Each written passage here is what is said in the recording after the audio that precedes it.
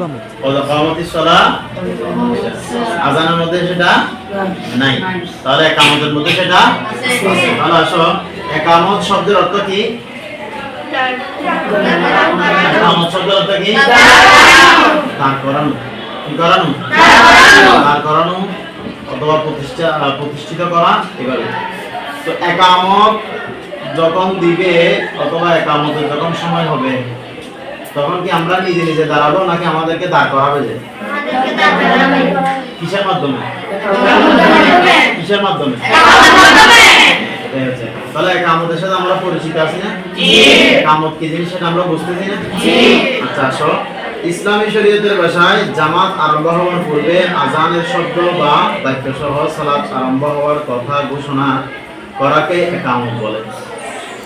মানে আযানের মতো করে আল্লাহু আকবার আল্লাহু আকবার আল্লাহু আকবার আল্লাহু আকবার আশহাদু আল্লা ইলাহা ইল্লাল্লাহ আশহাদু আল্লা ইলাহা ইল্লাল্লাহ আশহাদু আন্না মুহাম্মাদার রাসূলুল্লাহ আশহাদু আন্না মুহাম্মাদার রাসূলুল্লাহ হাইয়া আলাস সালাহ হাইয়া আলাস সালাহ হাইয়া আলাল ফালাহ হাইয়া আলাল ফালাহ। তারপর কি? কামাতিস সালাহ আল্লাহু আকবার আল্লাহু আকবার লা ইলাহা ইল্লাল্লাহ।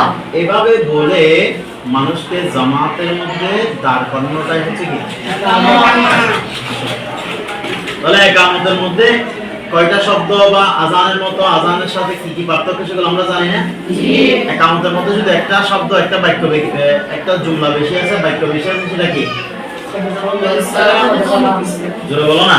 কামাতিস সালাহ। ঠিক আছে? কামাতিস সালাহ এটা। এবার আসো, আমরা এখন কথা হচ্ছে ইকামত দিবে। ইকামত যখন দিবে আমরা ওই ইকামতের সময় কখন দাঁড়াবো? ইকামতের সময় কখন দাঁড়াবো? ইকামতের সুন্নাত তরিকা কোনটা? ইকামতের মধ্যে আমরা কিভাবে কখন মুসল্লিরা কখন দাঁড়াবে, এটা একটা সুন্নাত তরিকা আছে। সেই বিষয়ে আমরা কি করব? জানবো, শুনবো এবং সেই পরিমাণে কি করব? আমল করব।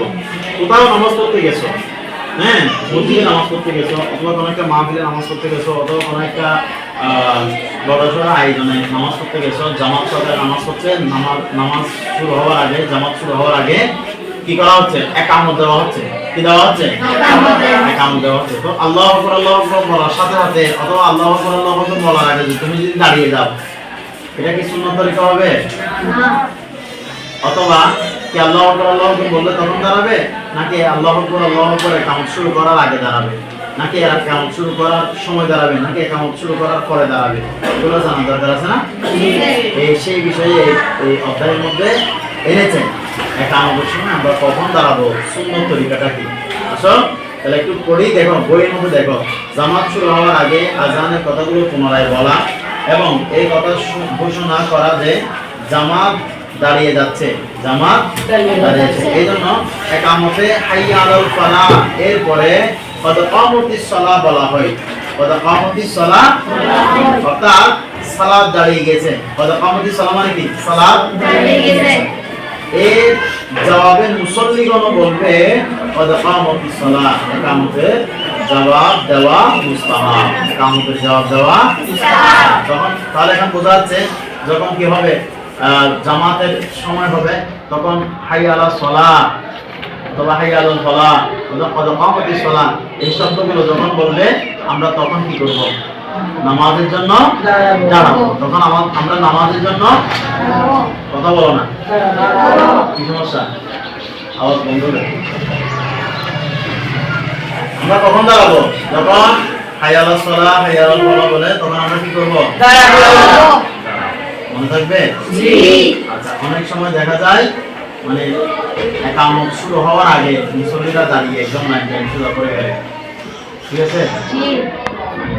ইকামত শুরু হওয়ার আগে, ঠিক আছে? তাহলে এটা সুন্নাত তরিকা না, এটা সুন্নাত তরিকা নয়। সুন্নাত তরিকা হচ্ছে কোনটা? নিয়ম হচ্ছে কোনটা? যখন ইমাম সাহেব অথবা যিনি ইকামত দিবেন, ইকামত দাতা যখন ইকামত শুরু করবেন, আল্লাহু আকবার আল্লাহু আকবার আল্লাহু আকবার আল্লাহু আকবার আশহাদু আল্লা ইলাহা ইল্লাল্লাহ আশহাদু আল্লা ইলাহা ইল্লাল্লাহ। তারপর কি আওয়াজ দিয়ে শুরু কেন? তুমি কি খাইছো সকালে?